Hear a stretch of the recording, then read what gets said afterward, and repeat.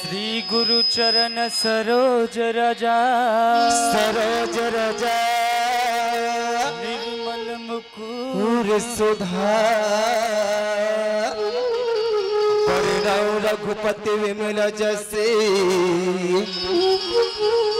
जोधायक फल जा अजय बुद्ध ज्ञान तनु जान के सुमरा पवन कुमार हरे हरे बल बुद्धि विद्या देहु मुगे कि घर को कलेश विकार। भैया सुरेश, धन्य हमार भाग्य भैया और धन्य हमार किस्मत जी कि हमने गांव में आयन जी बटरा साग खायन जी। अरे बटरा साग वाले वैसा नहीं कहे मोर भाई, हमने गांव में आयन ते सुघर ये गंगा के दर्शन ला पायन कथे मोर भाई। भैया सुनील, हाँ ए गंगा है मोर भैया, गंगा है मोर भाई। मैं सुने कि गंगा के तीर में देवी देवता विराजमान रहते कि भैया। सही बात है संगवारी, लेकिन मोला देवी देवता नजर नहीं आते मोर भैया। अरे ये सुरेश, हाँ ते कथस मोर भाई के कर मोला कोनो देवी देवता नहीं दिखते के और ये पाला तो देख, ये पार जति खड़े है और वे दे आगू आगू बैठे है ते मन कैलाश पर्वत के रहने वाला शिव शंकर भोलेनाथ है मोर भाई।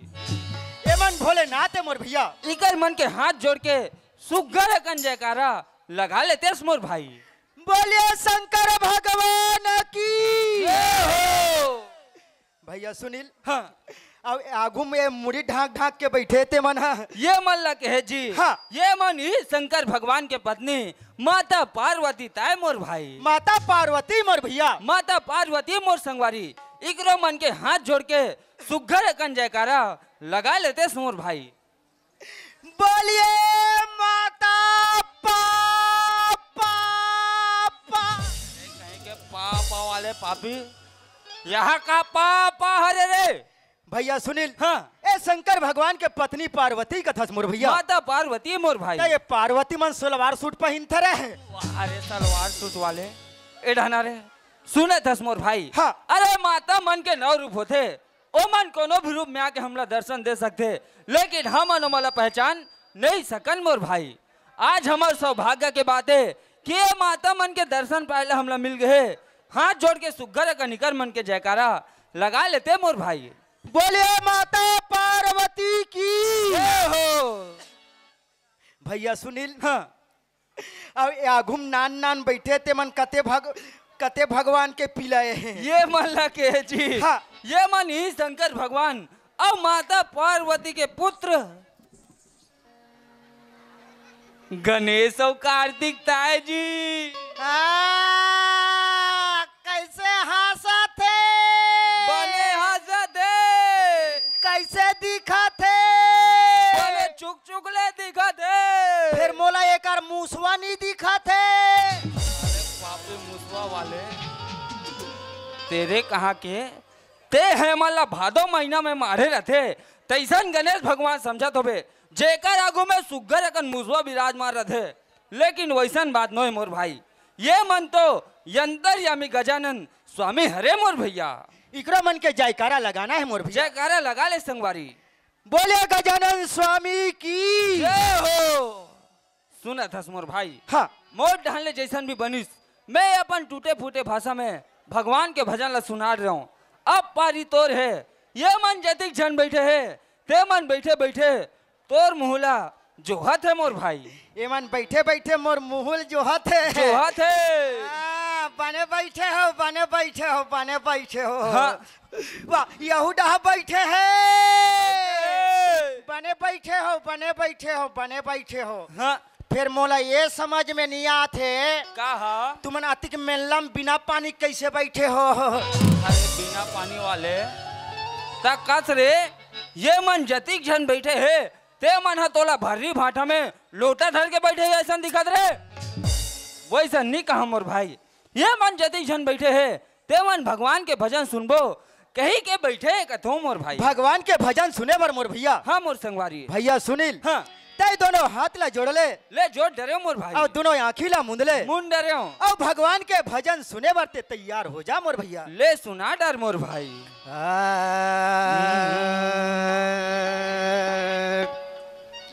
हो क्या बात है जान दे औ ला ला ला ला ला अरे बढ़िया है जान दे औ ना ना ना ना ना औ ता ता ता ता ता औ डिरी डिरी डी औ लू लू लू लू लू वह रे स्वर सम्राट दुनिया भर के स्वर धरत है एडाना रे वैसा नहीं कहा मोर भाई कोई बढ़िया सन भजन ला सुना तेज कथो जी ये ठसा नहीं पड़ा थे नहीं बने दूसरा वाले मार खावा देवे ते तो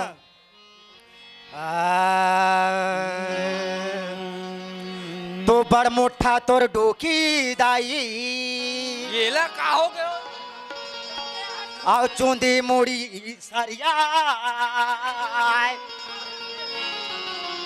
आओ बारा कोरी लइका होय मोर भैया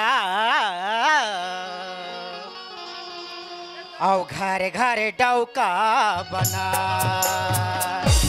बोले लखन सुअ रामचंद्र की चेचका आज तक मैं सब ल देखे हो ते सुगर कन जयकारा लगा थे कि बोले लखन सिया रामचंद्र की जय कह के तो ये चेचका देख ले बोले लखन सुआ कथे कथे ने सुआ हाथ होते तू मन बताओ और ते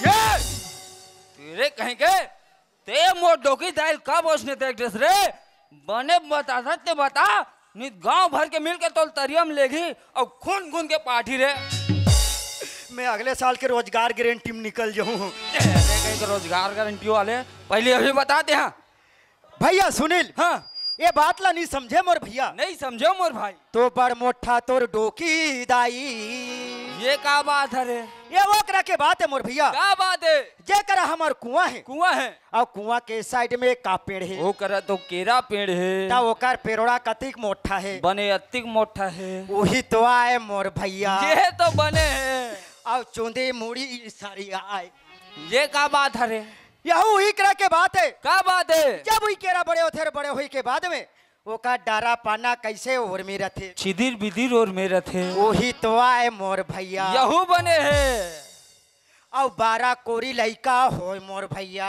ये का बात है भैया सुनील हाँ जब वही केरा बड़े होते और बड़े हुए के बाद में खाम उतरते मोर संगवारी उतरते मोर भाई और खाम उतरे के बाद में कति अकन फरी रथे वो तो कोरी कोरी भरे रथे वही तो आए मोर भैया यहू बने है और घर घर डौका बना ये का बात है भैया सुनील हाँ ये बात ला नहीं समझे मेरे डार्लिंग का बात है रे तेला बता हमार डोकीदाई का कथे का कथे देख बेटा सुरेश कथे सुरेश कथे तो क्या है डोकीदाई के हैं केहे होबे अबर चघे के शौक मरथज बेटा कथे अच्छा तो जा बेटा सीढ़ी लाना कथे हाँ। और केरा पेड़ में टेकाना कथे हाँ। और कतिक चघे के शौक मरथा तेले बेटा चग जा कथे अच्छा तो कोरकिर केरा पेड़ में चढ़ जात हूँ हाँ। और चढ़े के बाद में केरा ला टोट टोट के डोकीदाई ला देत हूँ हाँ। और टोरा टोरा रात के 12 बज जाते 12 बजे थे तहन डोकीदाई हाँ कथे का कथे जा बेटा सुरेश को दो पेरा लाबे कथे। अच्छा कोरकिर जाथो को दो पेरा लाथो हाँ। जैसे भीतरी में भीतराथो डोकीदाई मारथे साटा में बाहर डोकीदाई अंदर अच्छा और खेरपाट के पोंडा से देख रहा था हाँ। डोकीदाई भीतरी में पेरा जठा रहा है। अच्छा मेरे को एकदम अचंभा हो गया होगी सोही कि 12 बजे रात के डोकीदाई भीतरी में पेरा क्यों जठा रहा है। अच्छा मेरे शरीर में एकदम घुरघुरासी आ गया मेरे ताकत था वो तिही बिही हो गया। अच्छा 2020 मैच कतरा मेरा पूरा ओवर खत्म हो गया और वही 8-15 दिन के बाद में डोकीदाई पाक गए। ये डोकी दाई है पाखी रे अंधरा नहीं केरा हा पाक केरा हा पाकी सोही जब केरा पाक थे भैया हाँ। तन घरों घर गिराई बनाए बर मतलब डौका बनाए बर मतलब बेचे बर जाते। वाह भैया सुरेश, ते तो बहुत बड़े ज्ञान के बाद ला बता ड्रेस मोर भाई। सुना थस मोर भाई, केरा जब कच्चा रथे तो ला कोई हनी भाई नौकर कीमत नहीं रहे मोर भाई, लेकिन वही केरा जैसे जिसे पाक थे वही दुगना कीमत में हाट बाजार में चौक चौराहा में बिक जाते मोर भाई। सही बात है मोर भैया। उसने ढंगले ये हमर मानव तन रूपी केला ला पाके के बाद कोई हनी भाई मोर नहीं भाई मोर भैया। अरे बाप ला बेटा हनी भाई, बेटा ला बाप हनी भाई मोर संगवारी। इल का कथे मोर भैया का कहा थे मोर भैया। अजी पसुतन के पनगी बने अजी नर्तन बने न कोई जी नरि उत्तम करनी करो और नर से नारायण गोये जी। सही बात है मोर भैया। सुनत हस मोर भाई। हाँ। अरे पशु तन के तो पन्ही बन जाते, नहाना बन जाते, चप्पल जूता बन जाते मोर भैया। चप्पल जूता बन जाते मोर भाई, लेकिन ये हमार मानव तन से जे कोई काम में नहीं आए मोर संगवारी। नहीं आए मोर भैया। एक दिन ये तनहा यही माटी में मिल जाते मोर भाई। इन का कथे मोर भैया माटी है रे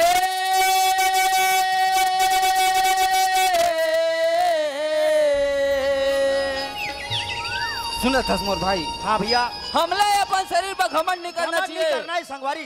एक दिन ये शरीर हा ये माटी में मिल जही मोर भाई। माटी है ना माटी घेना माटी घेना माटी घेना हिला कई तेरे कंचन काया हिला कई तेरे कंचन काया रे चूला माटी घेना ये कैसे रे कंचन काया रे चूला।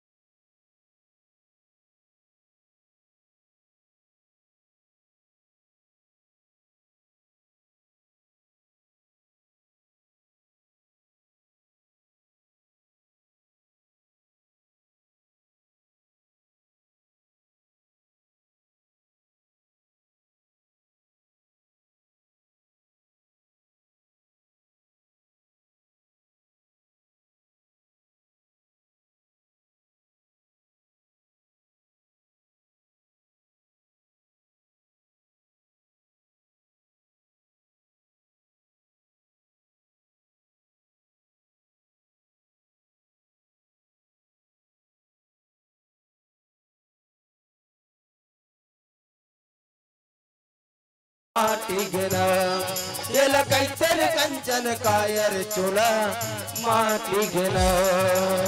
कुंजनी कबर दिया पाई, कुंजनी कबर दिया पाई, आधा आधा राती रे चूला माटी घेना ये कैसे रे कंचन कायर चूला माटी घेना ये कैसे रे कंचन कायर चूला माटी घेना।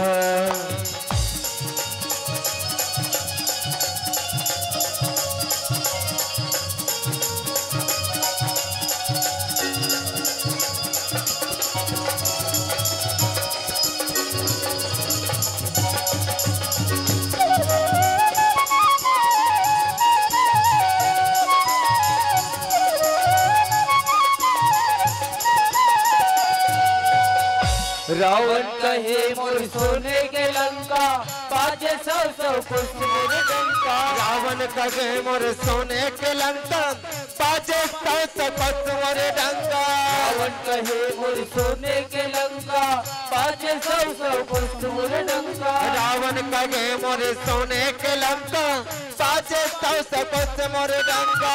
1 लाख पुत्र 1.25 लाख नाती 1 लाख पुत्र 1.25 लाख नाती। नहीं बरे जी गपाती रे चुस्ता माटी गना।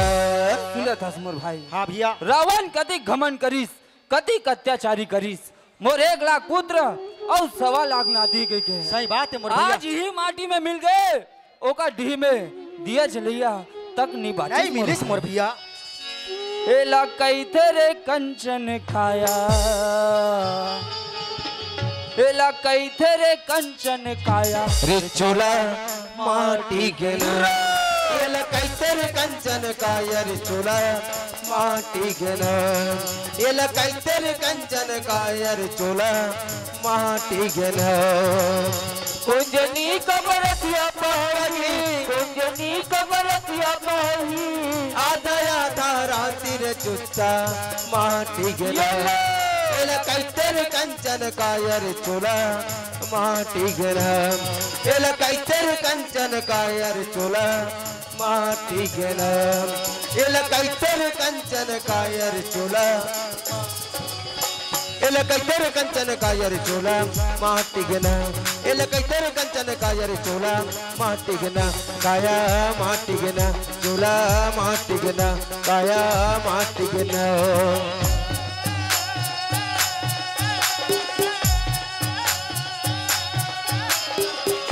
आ जागी धानी मोरे आगे परदेश जी भर के देखत रघु धनीला निगार के। जी भर के देखत रघु राजला निगार के। आ जागी धानी मोरे आगे परदेश जी भर के देखत रघु राजला निगार के। जी भर के देखत रघु राजला निगार के।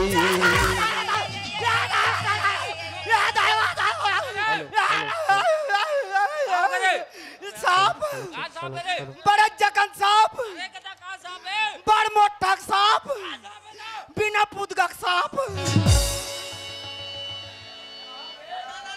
हेलो हेलो का रास्ता में हेलो हेलो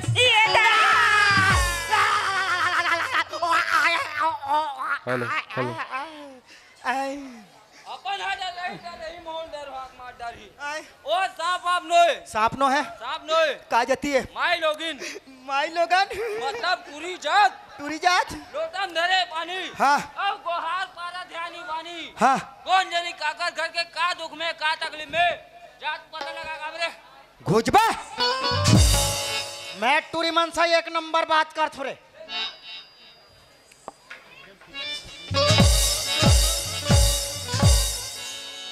ए सुनील ठेंगल दे बे मोठा वाले ताय करे। हाँ मोरे वाले हरे साइड हो।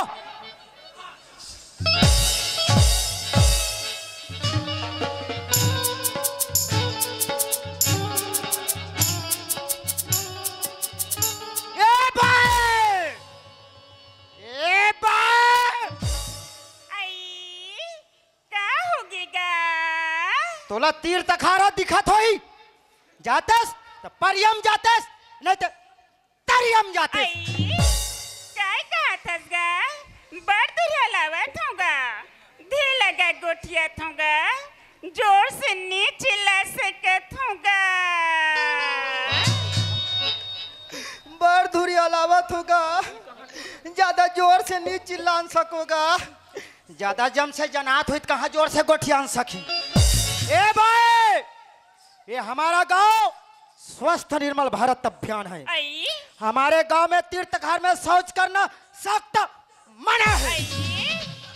अगर हमारे गांव में कोई तीर्थघर में शौच कर देख परिस हमारे गांव के नियम और शासन के नियम का नियम ही गा 500 इनकामा रुपया दंड है। ये दाई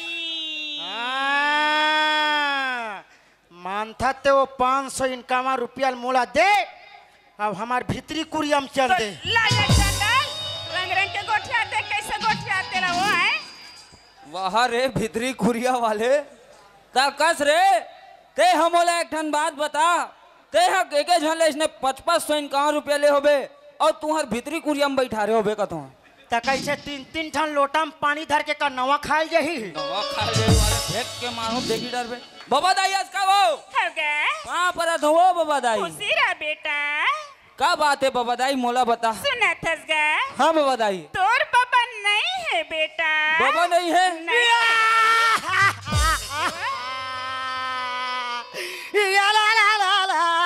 हो गया बाबा बाबा अरे मोला चोड़े चोड़े डोकी दायला गलो चोड़े बाबा मैं हर साले रसला में आओ बाबा ते मोर बार मौहक पवा यो बाइलर मारस बाबा।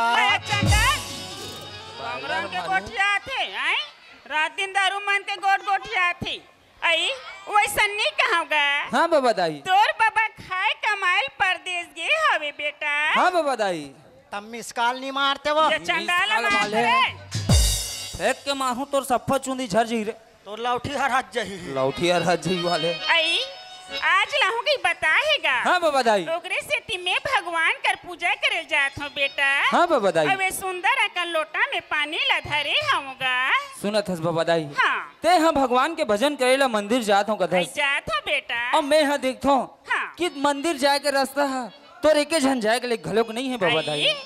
अरे सुरेश ओए ते है एक काम कर ते घट डान जा मैं बैला मल्ला बांध दे हो तेल दे ढील देबे पानी पिया देबे पेरा खवा देबे मैं हाँ बाबा दाई सन मंदिर जात हूँ आती खानी तोरो प्रसाद धर के लहूं।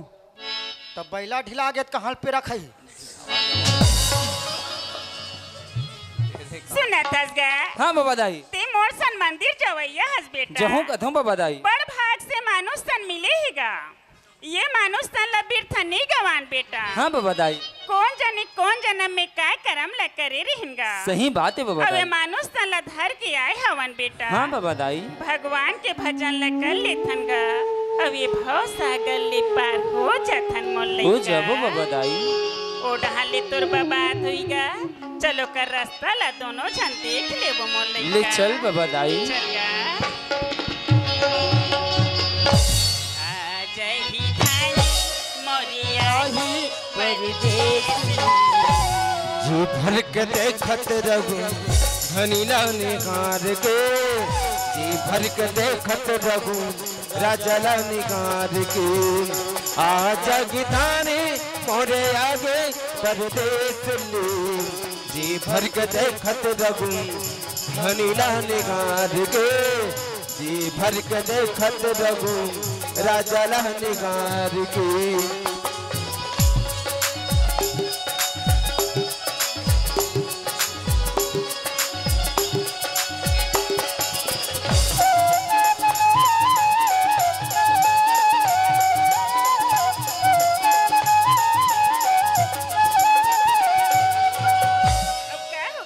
क्या हो गए बाबा दाई आज की बिहनिया तेरी आँखी फरकत है छानी परवा बैठ के कौआ कावो कावो करत गे छानी परवा बैठ के कौआ कावो कावो करत गे आज के बिघनियाले मोरे तेरी आँखी फरकत है छानी परवा बैठ के कौआ कावो कावो करत गे छानी परवा बैठ के कौआ कावो कावो करत गे सुरता के दिया राम राख के आवो बार के जी भर के देखत रघु धनीला निगार के जी भर के देखत रघु राजा ला निगार के आजा गिधानी मोरे आगे परदेश ले जी भर के देखत रघु धनीला निगार के जी भर के देखत रघु राजा ला निगार के आजा गिधानी मोरे आगे परदेश ली जी भर के देखत रघु धनीला निगार के जी भर के देखत रघु राजाला निगार के आज गिदानी मोरे आगे परदेश ली जी भर के देखत रघु धनीला निगार के जी भर के देखत रघु राजाला निगार के आइए कुलदीप, आइए रे, ये टूरा कहाँ निकल गए वो? आइए बेटा, कौन सो कहाँ हंस रे? या बाबा दाई इसका आई, वो खुशी रहा बेटा, खुशी रहा रे। काहे बाबा दाई आई, आज तोर